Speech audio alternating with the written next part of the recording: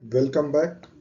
So, in this lectures, we are going to discuss the fast decouple power flow method. So, here we are going to apply few assumptions in the decouple methods.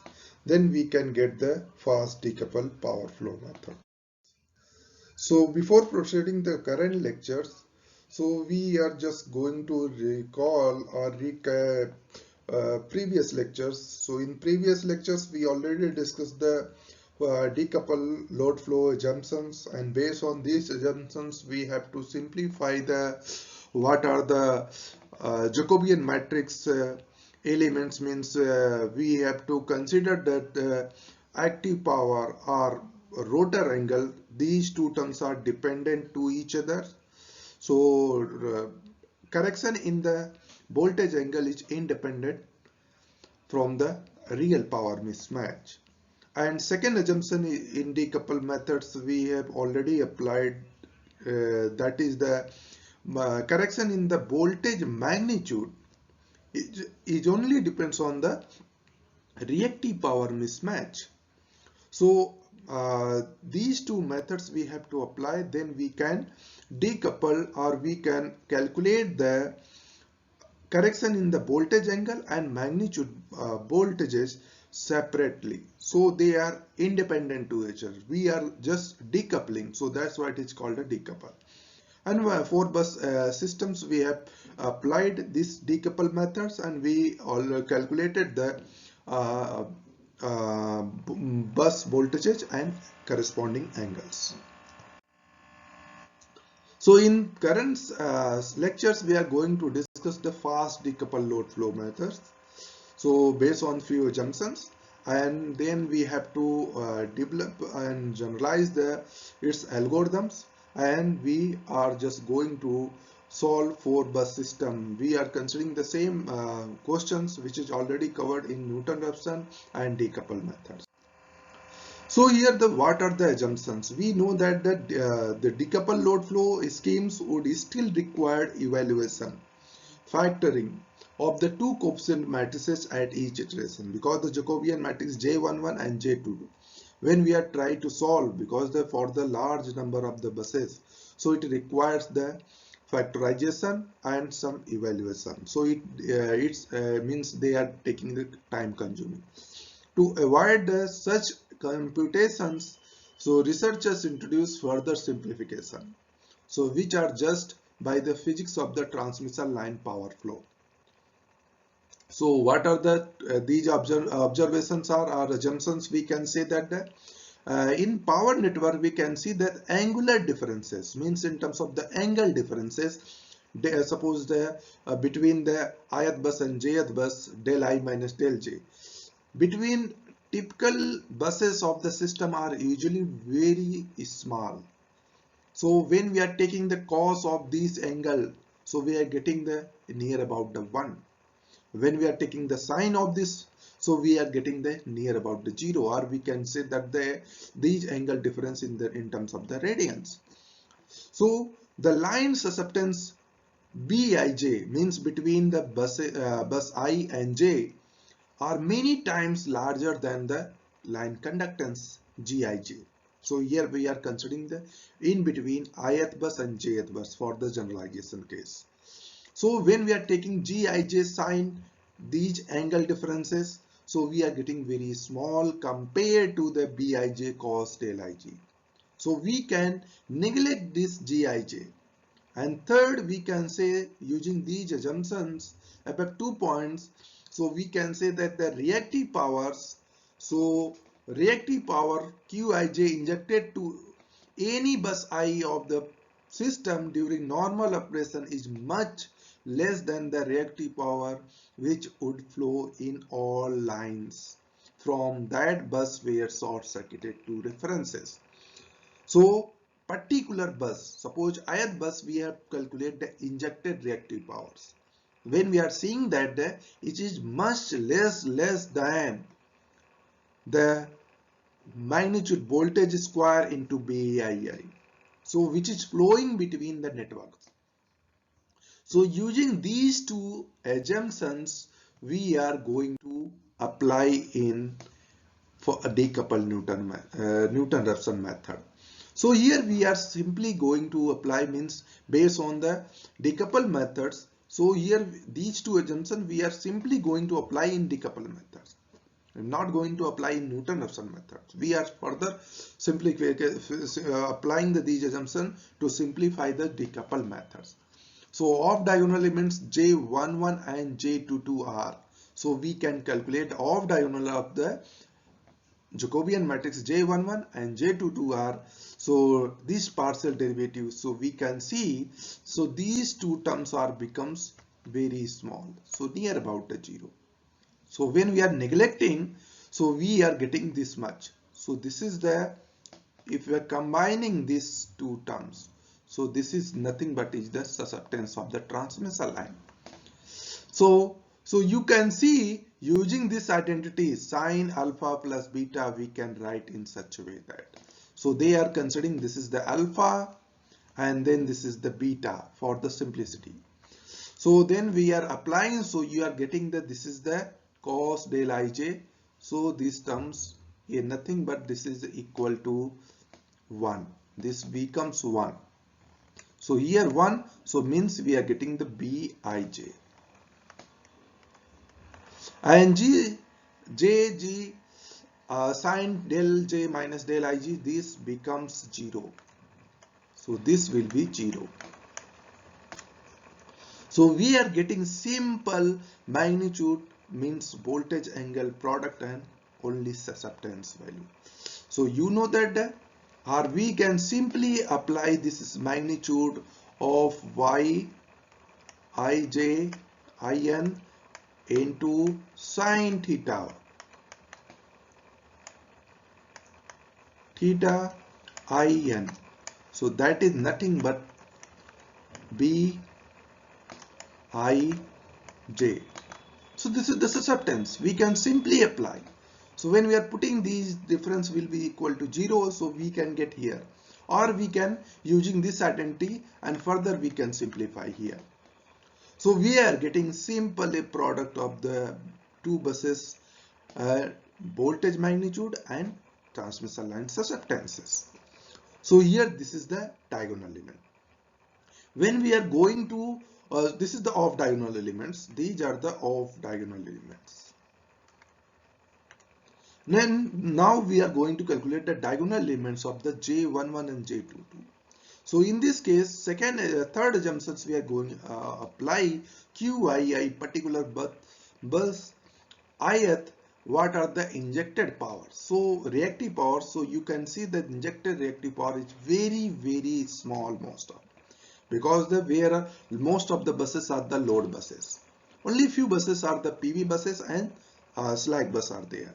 So when combining this, we can see that the very small value compared to the flow of the reactive power between the network. So you can see del Pi by del Qi when we are differentiating. So this is also nothing but mod V are del Qi by del I, already discussed in the Newton-Raphson method. When we are calculating, so we are getting this much equation. This is also a square of this one. We are going to apply these two terms. So J11 becomes like that and J22 becomes this one. This is the J22 in general form for the 4-bus system. This is the J11 for the 4-bus system. 4-bus system means there is 4 bus. Bus 1 is the slack bus and bus number 2, 3 are we are considering the load bus. So 2, 3 is the load bus. So we are considered the load bus and 4 number is the PV bus. We can say that this is the PV bus or generator bus, voltage control bus. So you can see, so these are the elements in Jacobian matrix. We are seeing that these are the elements are depends on the sine and cosine factor. So these are the simply relation. So when we are further simplify these terms, so you can get, so here we are, let us multiply the first row by the correction factor and then divide by the resultance equation by mod V2 to obtain. So we are simply applying the first factor. So you can here they are dividing V2 and here also they are dividing V2. So because the V2 is the common, so here you can see in the previous slide. So we are simply getting this is the susceptance of the transmission line, and this is the real power mismatch, and this is the correction factor. Then here also we are getting the same. So here also we can calculate, and this is the voltage correction factor and this is the reactive power correction factor. So in this way you can see these are the linear terms. So only we have to take these value from the Y bus, and we have only calculated what are the real power and reactive power mismatch. Then we can first calculate the voltage angle corrections, they need to update it. Then again we can calculate the voltage magnitude correction factor. When calculating the reactive power mismatch, we have to use these updated voltage angle in this equation while calculation of the correction in the magnitude voltage. So we can give the in simple steps wise. So we know that we have to calculate the or initiate, or we have to just simply initialize the voltage and angles, and then we have to calculate the initial mismatch mod P versus mod V. Then solve the equation 1. Equation 1 means voltage angle correction factor del del. So this is the equation 1. Then we have to update these voltage angles. Then again we have to calculate the reactive power mismatch mod Q by mod V. Then again we have to solve the equation 2 for the voltage magnitude correction factor means mod V. So then we have to update, and again we have to check these values are less than the tolerance limit. If it is if it is satisfied, then we have to get that is a final solution. Otherwise we go for the next iteration. So in the next iteration we have to use the updated voltage angle and magnitude voltages. So this is the step of the fast decoupled load flow method. Now we are here considering the same examples which is already considered in the Newton-Raphson and fast decouple methods. So here we have considered 4-bus system. Bus 1 is the slack bus, bus number 4 is the PV bus, 2 and 3 are the load bus. So this is the line data. I am not going to discuss here detail, and this is the bus data which is already covered.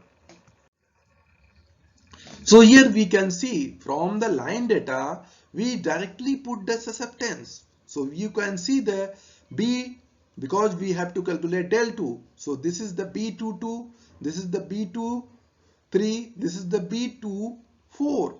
So in the previous R we have to already calculated, or we can directly put from the line data these value. So this is the in fraction of second we can directly retrieve these data.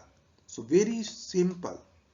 In decouple or in a Newton-Raphson method is going to take large time compared to the fast decouple. We have to calculate the each elements of this Jacobian matrix one by one. So during so system can take larger time. Then this mismatch power. So mismatch power, when we are going to calculate, we have to use the power Pi and Qi. So these power are the non-linear. So these are the power we are not going to linearize. So these power is function of the sine cosine. So we have to consider these terms. So this is the overall the representation. So we can calculate these angles by the Coulomb matrix reduction or some other means equations, or simply we have to solve using the calculators, but it is a larger system size, so we have to take the or calculate the inverse of this matrix, then multiply, then we can calculate it. So this is the correction factor already calculated in the fast decouple method. Then we have to update this correction factor, then we have to again calculate what are the reactive power mismatch for the calculation of the voltage magnitude calculations. In voltage magnitude calculation, so you can see the reactive power we have already calculated using these nonlinear equation. So here there is no simplification. Only we are going to apply the simplification in Jacobian matrix elements calculation. All other reactive power or active power mismatch, we have to use these nonlinear equation. So we are putting these value, we are getting this much. And similarly for the bus 3, we have to given, and this value we are given. So here the reactive power mismatch we can get. So as you know that the J22 is the 2 by 2 matrix, because the V2 and V3 are the known. So we have to calculate. So this is the susceptance matrix. This is the B22. This is the B23. B23, there is no connection. So simply we are putting the 0. Here also putting. Here the B33. Simply we can put and we can apply, or we can calculate the mod V2 and V3. So this equation is taken from the power system analysis. Authors is the Grevenger and Stavanger. So using Grevenger books we have to given. So this is the overall the iteration. So we can check these values updated voltage magnitude and angles corresponding to the tolerance value. If we are getting the less than, then we can terminate this algorithm. Otherwise, updated these voltage and angle, we go for the next iteration. Then we have to repeat these equations severally. So overall, we can summarize these lectures. Means we have already discussed the fast decoupled load flow assumptions. So here we are consider only two assumptions. Here the angle between ith bus and jth bus, we are considering a small value. When we are going to take the cos of this angle, so we are getting a near about the 0. So near about the 1. So this is the cos of this angle. So we are getting equivalent to 1. When we are taking the sine of this angle, so we are getting the near about the 0. So this is the way. And second terms, when we are going to calculate the admittances, suppose y can be written in the form of the y magnitude of cos, and we can say the theta I, and similarly for the j mod magnitude y sine theta I. So this theta I and this theta, both are the different. So this is the j, this is the imaginary part, and this is the real part. So we can see this is the conductance, we can say this is the susceptance. When we are calculating, we can see that this conductance value much less than susceptance value. So we are applying, this is the second form, this is the first assumption, this is the second assumption. And third assumption we can apply here, the reactive power injection or generation at a particular bus QII, particular bus ith, we can say which is less than mod of VI is square into susceptance BII. So this is the flow of the reactive power in the network. So these three assumptions when we are applied, so we can get the Jacobian matrix will be a linear. So simply we can get the susceptance value and put here, and we can calculate. So these steps we are already summarized, and this is algorithm we already applied in 4 bus system. So same we can calculate it, so we can analyze that.